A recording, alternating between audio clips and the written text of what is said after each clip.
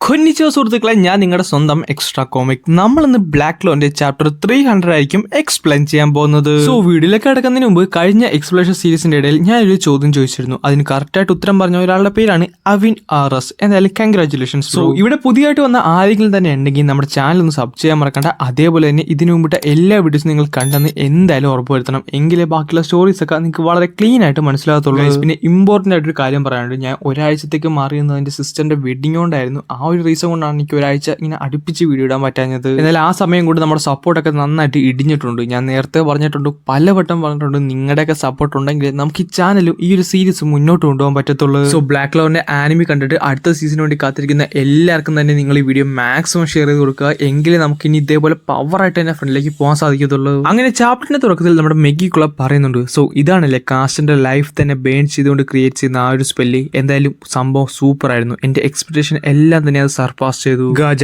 നിന്റെ ഈ സ്പെല്ലും നിന്റെ ഈ പവറും എന്നെ വല്ലാണ്ട് അത്ഭുതപ്പെടുത്തി. പക്ഷെ എന്ത് ചെയ്യാൻ സാധിക്കും? എന്റെ ഈ ബോഡി ഉണ്ടല്ലോ, അതിൽ അൾട്രാ ഹൈ സ്പീഡ് റിക്കവറി കേസിന്റെ ഉള്ളിലാണുള്ളത്. അതുകൊണ്ട് തന്നെ നീ ചെയ്ത എല്ലാ അറ്റാക്കും വെറുതെ ആയി പോയ പോലെ അല്ലേ. ഇതേ സമയം നമ്മുടെ അണ്ടയിന് ഗാജനെ കണ്ടിട്ട് പുള്ളിക്കാരി ആ പാട് ഇല്ലാണ്ടായി പോയി. പുള്ളിക്കാരിക്ക് വളരെ നല്ല ടെൻഷൻ ഓടിക്കുന്നുണ്ട്. നോയല, ഇവിടെ വലിയ വ്യത്യാസമൊന്നുമില്ല, ഇത് നമ്മുടെ പഴയ ഫൈറ്റ് പോലെ തന്നെയാണുള്ളത്. എന്തായാലും നിനക്ക് ഇനി നിന്റെ സെയിം സ്റ്റേജ് പവേഴ്സ് ഒന്നും യൂസ് ചെയ്യാൻ പറ്റത്തില്ലല്ലോ. ഇത്തവണ എന്തൊക്കെ പറഞ്ഞിട്ടും ഒരു കാര്യമില്ല. കാരണം എല്ലാം തന്നെ നിന്റെ കൈവിട്ട് പോയിരിക്കുന്നു. നീ ശരിക്കും തോറ്റിരിക്കുന്നു. എന്നാൽ ഇതേ സമയം തന്നെ പരിക്ക് പറ്റി കിടക്കുന്ന നമ്മുടെ ഷാർലറ്റിനെ, റില്ലിനെ, ഗാജനെ, അതേപോലെ മൈൻഡ് ഔട്ട് ആയി പോയ നമ്മുടെ അണ്ടേനെയും കാണിക്കുന്നുണ്ട്. അതേസമയം ലോലിപ്പിക്ക പുള്ളിക്കാരുടെ ഡാർക്ക് വാട്ടർ മാജിക് യൂസ് ചെയ്ത് ക്രിയേറ്റ് ചെയ്ത ഒരു വലിയൊരു ഹ്യൂജ് ആയിട്ടുള്ള അറ്റാക്കിന്റെ ഫ്രണ്ട് ഒന്നും തന്നെ ചെയ്യാൻ പറ്റാതെ നമ്മുടെ നോയിൽ അവിടെ നിൽക്കുവാണ്. പക്ഷെ അവൾ ഒരിക്കലും അവളുടെ ധൈര്യം കൈവിട്ടില്ല. അവളുടെ ഉള്ള ശക്തിയെല്ലാം കൂടെ എടുത്തുകൊണ്ട് പുള്ളിക്കാരി ഒന്നുകൂടെ ആ ഒരു ഫോമിലേക്ക് മാറാൻ ശ്രമിക്കും. എന്നാൽ നോയിലയുടെ ശരീരത്തിൽ ആ ഒരു കേഴ്സ് മാർക്ക് ഉണ്ടായിരുന്നു. അതുകൊണ്ട് തന്നെ പുള്ളിക്കാരുടെ ആ ഒരു ഫോം പതുക്കെ പതുക്കെ പൊട്ടി പൊട്ടി പോകുന്നുണ്ട്. നീ എന്തിനും ഇങ്ങനെ കിടന്ന് സ്ട്രഗിൾ ചെയ്യുന്നത്? നീ എന്ത് ചെയ്തെന്ന് പറഞ്ഞാലും നീ ഒരിക്കലും ഇവിടെ ജയിക്കാൻ പോകുന്നില്ല.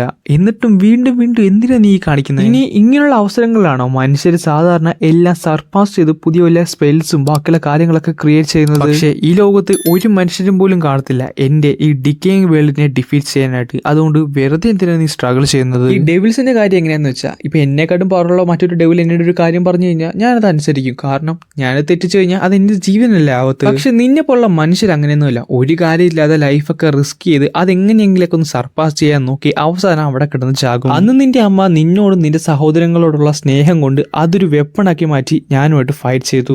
അവിടെ കിടക്കുന്നവൻ അവന്റെ ക്യൂവിന്റെ ലോയൽറ്റിക്ക് വേണ്ടി ചത്ത് കിടന്ന് ഫൈറ്റ് ചെയ്തു. നീയാകട്ടെ ഹോപ്പ് ഉണ്ടെന്ന് പറഞ്ഞ് വീണ്ടും വീണ്ടും ഫൈറ്റ് ചെയ്യാൻ നോക്കുന്നു. നിന്റെയൊക്കെ അഹങ്കാരം കൊണ്ടല്ലേ നീയൊക്കെ ഇപ്പൊ തോറ്റു തന്നാ ഇവിടെ ഇത്രയും വലിയ പ്രശ്നങ്ങൾ എന്തെങ്കിലും ഉണ്ടാകുമെന്ന് ആലോചിച്ച് നോക്കിയേ. ആരുടെങ്കിലും ജീവൻ പോകുമെന്ന് ആലോചിച്ച് നോക്കിയേ. ശരിയാണ്, നീ പറഞ്ഞത് വളരെ വലിയ ശരിയാണ്. പല കാര്യങ്ങളും മനുഷ്യർ ചെയ്യുന്നത് ആർക്കും തന്നെ മനസ്സിലാകത്തില്ല. ജയിക്കാൻ ഒരു ചെറിയ ചാൻസ് എങ്കിലും ഉണ്ടെങ്കിലും ഞങ്ങൾ മനുഷ്യര് കിടന്ന് ആ ഒരു ചാൻസിന് വേണ്ടി പരിശ്രമിക്കും. അതാണ് മനുഷ്യര്. ഞങ്ങൾ ഒരിക്കലും തോറ്റു കൊടുത്തില്ലെങ്കിൽ ഞങ്ങൾ ജയിക്കുമെന്നൊന്നും ആരും പറഞ്ഞിട്ടില്ല. പക്ഷേ ഞങ്ങൾ തോക്കുമെന്ന് നിങ്ങൾ മനസ്സുകൊണ്ട് വിചാരിച്ചാൽ ഞങ്ങൾ ഉറപ്പായിട്ടും തോറ്റിരിക്കും. വളരെ ധൈര്യത്തോട് ഇതെല്ലാം നോയ പറയുന്നുണ്ടെങ്കിലും പുള്ളിക്കാരുടെ മനസ്സിൽ പുള്ളിക്കാർ പറയുന്നുണ്ട്, ഞാൻ വളരെ മണ്ടത്തരാണ് കാണിക്കണമെന്ന് എനിക്കറിയാം. ഈ ഡെവിലിനെ എനിക്ക് ഒരിക്കലും തന്നെ ഡിഫീറ്റ് ചെയ്യാൻ പറ്റത്തില്ല. അത്രക്ക് സ്ട്രോങ്ങറാണ്. ഇവിടെ എനിക്ക് മുട്ടു കുത്തിക്കിടന്ന് കെഞ്ചണമെന്നുണ്ട് എന്റെ ജീവന് വേണ്ടി. പക്ഷേ അതങ്ങനെയല്ല. എന്നിട്ട് പുള്ളിക്കാർ ഒച്ചത്തിൽ പറയുകയും ചെയ്യും, ഞങ്ങൾ തോറ്റു കൊടുക്കാത്ത അത്രയും നാള് ഞങ്ങളുടെ സ്ട്രെങ്ത് ഒരിക്കലും ഞങ്ങളെ വിട്ട് പോകത്തില്ല. സംഭവം കൊള്ളാം. എനിക്കൊന്നും മനസ്സിലായില്ലെങ്കിലും നീ പറയുന്നൊക്കെ എന്തോ ഇവിടെയൊക്കെ ഉണ്ട്. അതുകൊണ്ട് തന്നെ ഇനി എനിക്ക് എന്തായാലും ടൈം ചുമ്മാ കളയാൻ മേല. എന്നിട്ട് നമ്മുടെ മെഗിക്കുള്ള പുള്ളിക്കട പവേഴ്സ് ഒക്കെ യൂസ് ചെയ്ത് നമ്മുടെ ലോലോപ്പിക്കയുടെ ശരീരം പൊട്ടിത്തെറിപ്പിക്കാൻ നോക്കും. ഞാൻ ഇവിടെ ഇപ്പൊ കൊന്നു കഴിഞ്ഞാൽ ഈ ക്യാസിലിന്റെ ഉള്ളിലുള്ള എല്ലാവരും മരിക്കും. അങ്ങനെയാണെന്നുണ്ടെങ്കിൽ എനിക്ക് വീണ്ടും ഒരു പവർഫുൾ ബീങ് ആയിട്ട് പുനർജനിക്കാൻ പറ്റും. ഒന്നും തന്നെ ചെയ്യാൻ പറ്റാത്ത നമ്മുടെ നോയില ലോലിപ്പിക്കെന്ന് വിളിച്ചുകൊണ്ട് പുള്ളിക്കാരുടെ നേരെ